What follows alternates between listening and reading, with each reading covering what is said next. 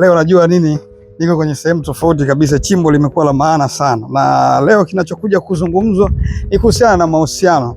Huenda wewe unaogopa kuingia kwenye ndoa, lakini kijana mwenzetu ambaye ni superstar kwenye upande mzima wa tasnia content creators kutoka Tanzania ameweza kuingia kwenye ndoa. Lakini mimi leo nimefika nafasi hii hapa nyumbani kwake kwa ajili ya kuweza kuzungumza naye, na ni mtu ambaye tunamfuatilia sana kwenye mitandao ya kijamii, ni celebrity mkubwa kabisa. Unaweza kujiuliza ni nani, lakini ni huyu hapa tunayemwona mbele yetu.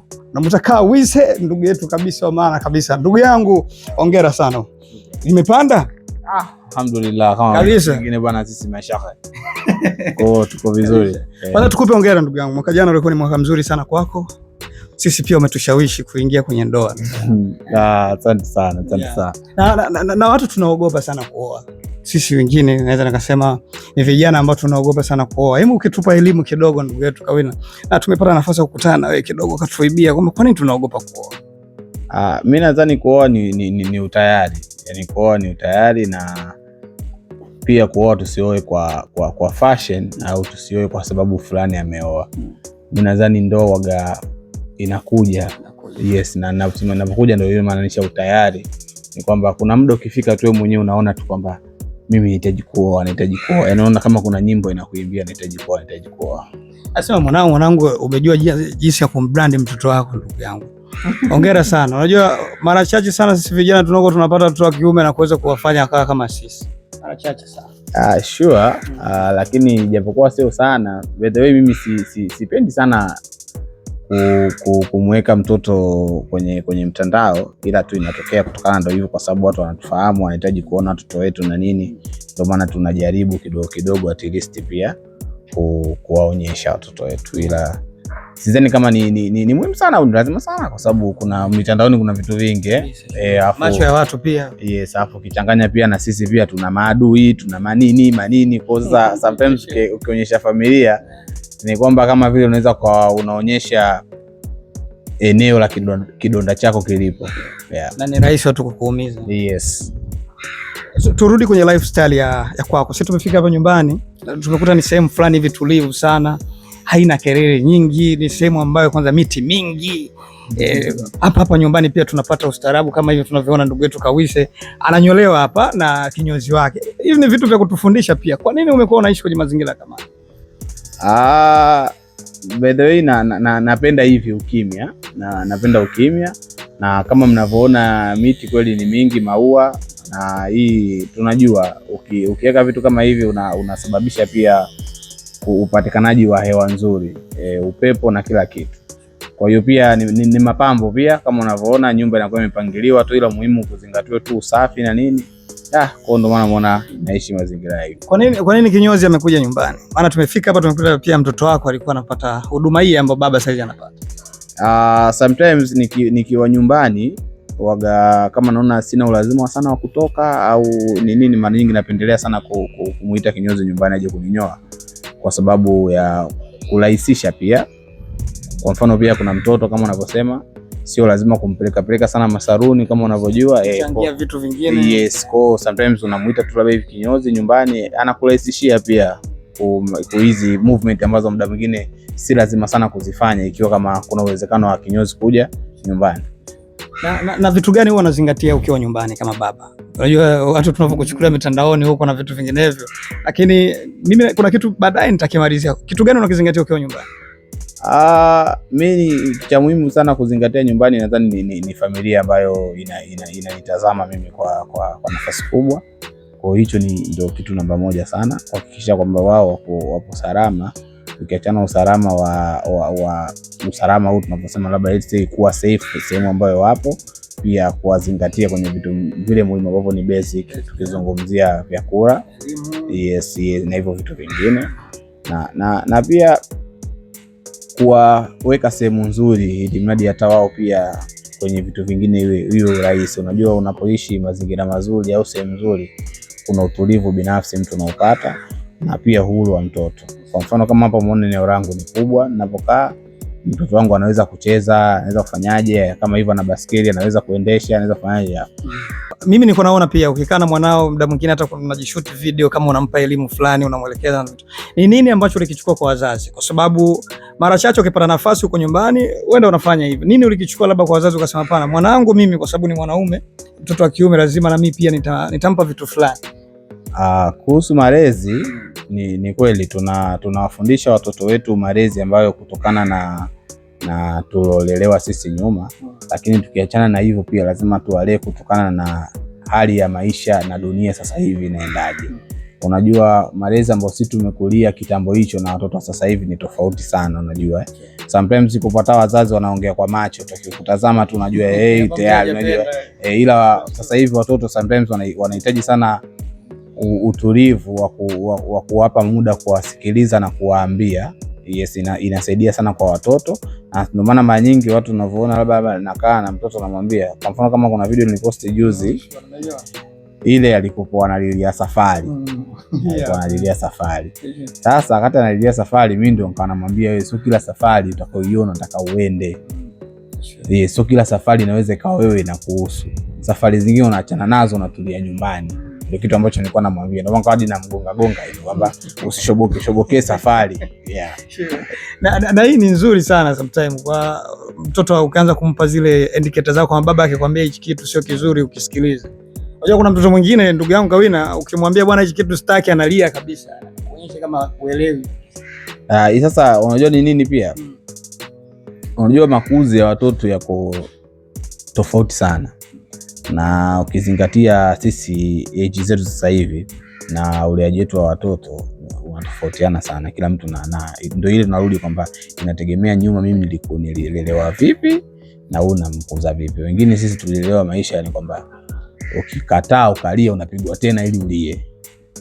Unajua kwamba unalia unaambiwaje?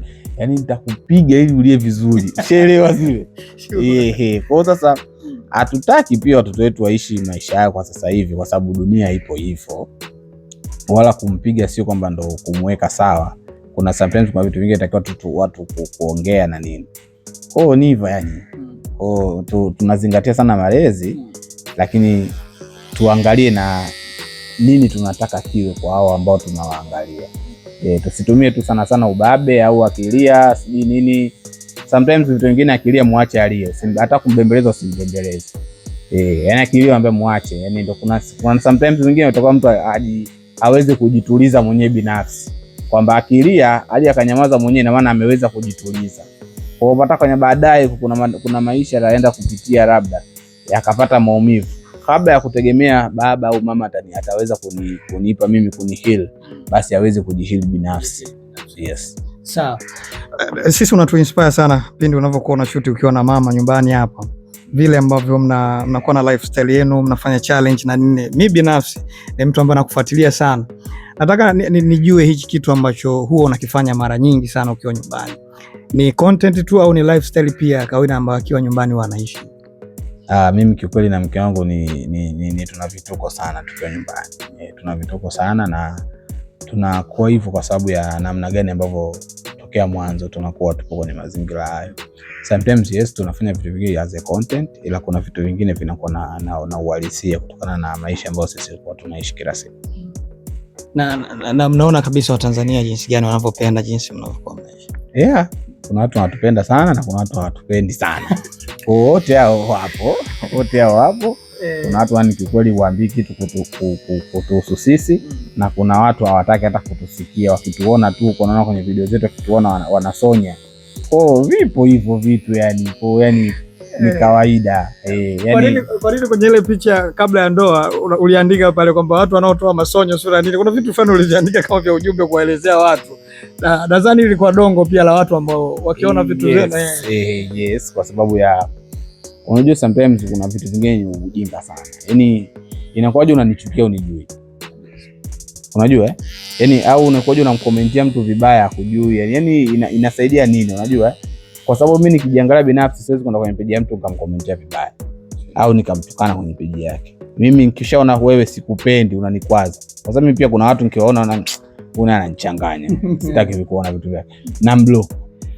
Hiyo ndio njia rahisi. Yes, ili mradi asipite tena, kwa sababu anavyoendelea kupita kila siku nikaanza kumsema vibaya na nini na kumzi yake na kufanyaje ni kujipatisha tu dhambi zisizo za msingi au kutumia chuki zangu vibaya. Unajua hizi chuki nazo takuwa tusitumie vizuri. Usitumie tu chuki yako hadi tu yani namchukia kwa nini? Basi tu yani kwa nini basi? Lazima kuwa na sababu. Kwa nini unijui, sikujui, hatujuani, hatuje kukutana, ila mtu anaweza kukudadafua na kukuelezea. Kwa sometimes unapiga mshono pale kwenye mshono kwamba bana hivi na hivi na hivi. Kama juzi nakumbuka kuna interview nilifanya. Juzi kuna interview nilifanya nikamwambia kwamba mimi ni handsome na nini. Huko visukari vimewapanda. Lakini ukiangalia ni ukweli. Kwani yani ni kwamba ile unabisha kwamba wewe sam gani, ila ukiniangalia ukitulia mwenyewe unajua kweli jamaa kapoa. Kwa ni vitu kama hivi. Hebu turudi kwenye uashiria wa sisi wanaume. Nani anapaswa kutuambia sisi wazuri? Unajua hapo kwenye comment yako. Mimi naweza nikapita kwenye page yako na sema jamaa wewe mwanangu ana muonekano. Lakini kwenda kucomment na kwa ngumu sana kwa sisi watu. Unahisi nani anapaswa kutuambia sisi kwamba mshikaji mwanangu yaani kwa sisi. Sasa sisi wanaume kuna namna ambayo tunaambia wenzetu, wanaume wenzetu ni kwamba labda mwanetu umepoa. Unajua ile inaweza kwa kwenye ile umepoa imebeba vitu vingi kwamba labda jamaa ni handsome sana, msafi, nini, kila kitu kinaweza kuelezea hapo. Ila mademu ndo ile anakuchana, unajua ile kaka handsome sana, ndo muda mwingine labda akakomentia mle ni handsome, anakuja huko mtu ana sura ngumu kuliko hata wewe mwanaume, basi ni atatupa dongo, atatupa neno unajua kaka vipi jamani, kwa nini nimekukosea nini? Au machizi tu. Unajua sometimes ukiwa labda na mmoja wa sisi wanaume ukishakuwa tu na kamuonekano hivi, kuonekana kama labda ni handsome au ni nini yani, unatengeneza uadui sana na watu. Hata kama hujaongea, unaweza katu una post tu video zako. Sema mimi kwa sababu ni mwendawazimu ndio maana naenda nao hivyo hivyo. Unaweza katu umepost video yako tu umetulia, mtu aje kukomentia vibaya. Ila shida akafanya kukomentia vibaya ni nini? Muonekano. Yes, yani kwamba una hali mwanaume ukionekana unaonekana kama sio mwanaume, unajua.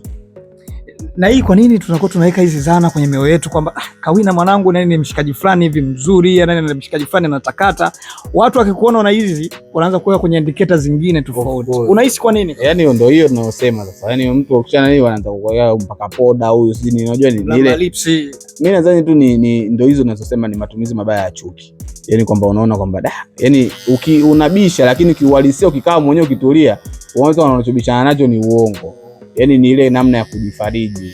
Maskini unajua tulivyo au mtu ambaye umemzidi kwa kitu chochote kile, unaengo atatafuta tu akupige. Sasa kwa mfano hivi katikati juzi tulikuwa tuna watu wanamcheka kwa usugodi la siku kuhusu hela sini. Ukichunguza unamcheka ni watu ambao hawana hela. Unajua? Wengine wanaenda kumuomba. Yes, ni mtu ambaye huna hela alafu unamcheka mwenzako mwenye hela. Yaani unakuwa ni mwenda azimu. Kwa hiyo ndio kitu ambacho kinatokea mtandaoni. Mtu wana nyingi hata wa mademu. Demu akiwa mkali uweze hata siku moja ukamkuta kwenye peji ya mtu kaenda kumkomentia mtu vibaya. Hata siku moja. Chunguza mademu wote wanaokomentia watu vibaya. Nenda kwenye peji zao. Mara nyingi kutangonda. Yaani vitu havieleweki. Yaani mademu unapata dhambi umefunga unajua. Mimi nasema ukweli nimefunga. Mimi nasema ukweli. Yaani mademu fao ndo wakuta na yaani demu ovyo rafiki yangu. Alafu kuna demu ndio ile anakukanyagia au kuna demu muda mwingine anakukomentia kwa wife. Vitu vya ajabu alafu kimwangalia demu mwenyewe. Hapana nini kabisa. Yaani unaona sasa wewe rafiki yangu wewe mke wangu wewe yaani kakupita kila kitu zingine hadi madhambi. Ila sasa kwa tu unamchukia unaenda unamkomentia vibaya yaani ukimwangalia una bro. Acha tu ndugu yangu. Ni vitu vya ovyo. Sure. Mimi nataka tupate comment ya kwako kwa Dula kwa sababu nimejaribu kufuatilia mara nyingi sana, nimeona ni mtu wako karibu sana Dula Makabila. Mwanangu yule mwanangu sana mwanangu Dula. Miayusho. Kama ndivyo miayusho ila mwanangu sana. Sawa, hata kwenye ndoa nadhani alikuwepo siku hiyo. Yes, alikuja kwenye ndoa yangu siku ile na kama mlivyoona alinifanyia surprise pia kwa sababu sikujua kama atakuja na akaperform pale kama unavyojua, tukaimba pale nini na pia akadondosha sana hela pale. Kwa Dula tena. Kwa mwanangu yani anapiga engo nyingi. Sasa hivi si tajiri. Sasa hivi ana hela. Yeah. Sawa. Hivyo wife yupo hapa? Wife yupo kwani ipo kwenye maandalizi ya iftari. Yeah. Tungepata hata tukapata comment yake juu yake. Yupo karibu hapo. Pata hata comment yake kwa ndugu yetu. Kumpata huyo. Mara moja. Shemeji. Wageni wako bwana hapa. Jamani, tunaomba na tukakubaliwa maana kuna mawili hapa. Umesikia bwana mkubwa anavyosema kumpata ni ngumu. Sasa sijui kama tunaweza tukafanikiwa kuja. Shemeji, hapendi kamera. Jamani, hebu tuombeeni dua. Tupo kwenye mwezi wa Ramadhani na huyu mama amefunga. Salamu alaikum. Kheri kabisa. Kidogo basi. Kidogo. Sio interview hii. Hii ni reality kabisa. Tuko nyumbani kabisa. Unawasalimia tu wa Tanzania, hai. Mama akakimbia jamani, anakwambia hawezi kabisa hivi vitu kabisa. Kuna wanawake wengine jamani, sio watu wa mitandao kama hivi. Ndugu yetu huyu ameoa sehemu ambayo kidogo maadili ya dini imekaa sana. Kwanza hongera. Shukrani. Mwingine hapa angekimbia haraka. Yani mimi mke wangu hapendi interviews. Hizi interview. Hata hizi ambazo muda mwingine sasa tunaenda kwenye maredio na nini, ni vile ndo namlazimisha ila hapendi yani. Hasa mara tunaona tukiendaga mara nyingi naongeaga mimi. Hawezi kuongea hivi yani, hawezi. Ndio maana napendagi sana hizi interviews. Yeah. Mimi nataka unipe comment kwa mwanamke wako. Ni mwanamke wa aina gani? Kwa sababu mimi binafsi nimemwona tu hapo na namuona kwenye mitandao nini unavyopost naye na nini. Ni mwanamke wa aina gani? Una feel proud kusema nini kwake? Kiukweli naweza kusema ni kwamba nimepata mwanamke, yani nimepata mke kwa sababu ya ni namna ya mazingira na namna ambavyo anaweza kusimama kwenye nafasi yake kama mke na kusimama pia kwenye nafasi yake kama mama na pia kusimama kwenye nafasi yake kama muhimili kwa mwanamke. Kama unavyojua kwenye nyumba wao ni leta kwamba wao mwanamke ni muhimili pia kwenye noma. Noma sana. Lengo zipo. Unaona lengo anavyozingatia huko. Noma sana. Hebu onyesha lengo ndugu yangu. Vitu vipo. Unaona vitu vile? Vitu vipo. Mwanangu tafika mbali. Una kitu. Umeona? Kwa hiyo naweza kusema ni kwamba pia muonekano anachangia bana. Umeona? So naweza kusema ni kwamba ni mwanamke, yani wanasema kuna mwanamke na nusu wanaimba kuna ile nyimbo, yes, ni mwanamke na nusu kwa sababu anaweza kunizingatia na kama mnavyoona mazingira pia, ukiachana na nyumbani, nyumba kuwa safi na nini na kila kitu, ni yeye, na anasimama kwenye engo nyingi sana kwenye maisha. Kama unavyojua sisi binadamu sometimes unaweza kama mimi napitia changamoto na hizo changamoto hakuna mtu mwingine ambaye anaweza kuziweka sawa au kuzituliza, ni yeye, mke wangu. Kwa hiyo najivunia sana yani wanangu, mimi nimeoa.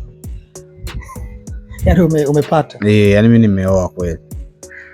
Zipo sababu nyingi ambazo sisi binafsi tunaweza tukasema kwa mwanamke bora. Huenda labda anaitunza familia na nini, lakini ukija nyumbani yeye sio mpishi, sio mfuaji, sio mtu wa kumwandalia mume wake chakula na nini. Huyu mke wa Kawishi yani amekaaje kwenye hizi taratibu? Mimi mke wangu ananifanyia kila kitu. Kama hapa mmesikia na anafanyaje? Ananiandalia futari. Yes. Kwa hiyo ni ananiandalia kila kitu.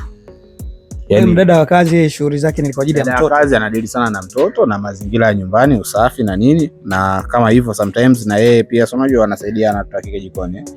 Anaweza kagusa hichi, naye kagusa hichi na nini. Mimi nachotaka tu nikutane pale mezani basi. Kwa ila najua ni kwanza pia hata akipika yeye najua okay, hapa kuna radha hapa, yes, hapa huu mkono wa mama mtu. Kwa najua. Yes. Wale ambao wanawaachia wadada wa kazi kila kitu, wewe unawapa neno gani? Waendelee kuachia dada wa kazi kwa sababu wao wameona dada wa kazi ndio wanaweza kuwahudumia hao watu wao muhimu, na ila tu wasichokijua ni kwamba kwenye ndoa au kwenye mahusiano kuna vitu vingi sana ambavyo vinaweza kujenga mahusiano. Tunaweza tukachukulia kitu kidogo tu, chakula, kwamba anaweza kapika mtoto akala, lakini kuna raha ya wewe kuona mke wako kupikia, au kuna raha ukaona mke wako kupasia, au kuna raha unatoka nje unamkuta mke wako anakufutia viatu utoke. Yeah. Na hii inatuasiri sana asilimia kubwa. Yaani pindi unavyoona mdada wa kazi ndo anafanya shughuli zote afu mke wako yuko busy. Inatuasiri sana. Ndio maana nasema mazingira. Unajua kuna watu pia hawapendi wanawake zao wafanye vitu unajua mwingine hapendi hata mke wake afue afanyaje. Kwa hiyo ni mazingira tu. Ijapokuwa inaweza kuwa athari kwa engo yoyote ile katikati yao, lakini ndio wao wanaosema mazingira. Wengine sasa wanaona kwao hivyo ni sahihi. Yeah. Mkeka kwako na maana gani? Maana nimefika chukulia ule star ambao uko nao, mwingine akasikia kwamba wakawina kuna mkeka bwana, mtu anaanza hadi mkeka. Nini maana mkeka kwako?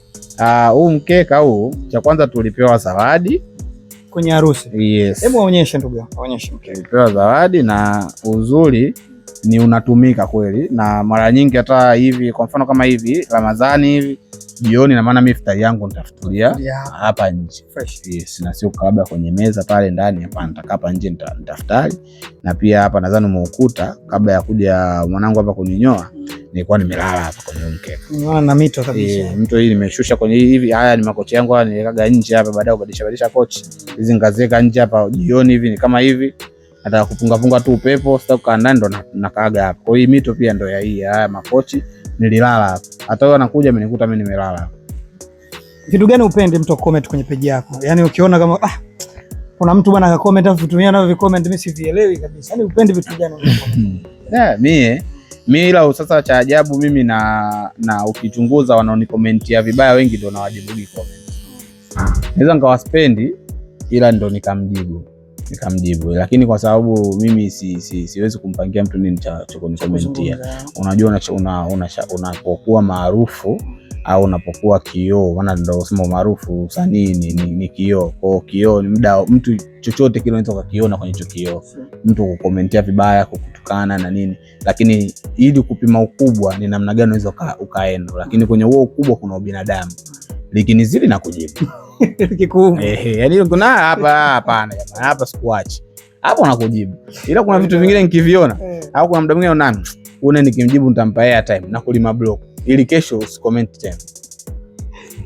Sawa, nataka nipate comment yako ya mwisho kwa wadau ambao wanakufuatilia. Kawina, pindi ambapo unatoka labda muda mwingine nyumbani au majirani ambao unakaa nao hapa karibu, ni vitu gani ambavyo unavizingatia ili usijishushe zaidi au usiwakwaze zaidi? Kitu gani unavizingatia? Binafsi ninapokaa kama unavyoona kimya, mimi majirani zangu kuwaona ni bahati mbaya ndio tunakutana. Yaani mimi kukutana majirani zangu ni bahati mbaya. Tukikutana ni of course tunasalimiana kwa sababu ni majirani, na uzuri nilipofika hapa niliweza kwenda kwenye nyumba 2-3 ili kufahamiana na majirani. Sijui kama umerudi usiku ghafla watu wakazane mgeni. Kwa hiyo naishi vizuri na majirani, na pia ukiachana na majirani kuna watu ambao si majirani zetu lakini ndio wapo kwenye eneo letu, labda lisi njiani kunapopita.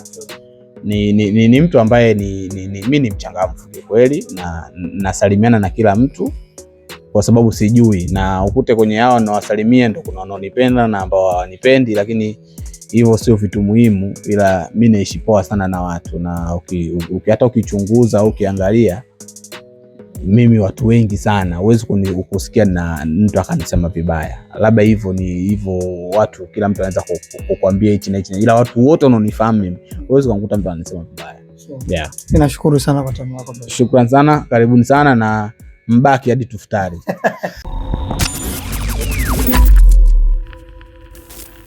Bongo Trend TV.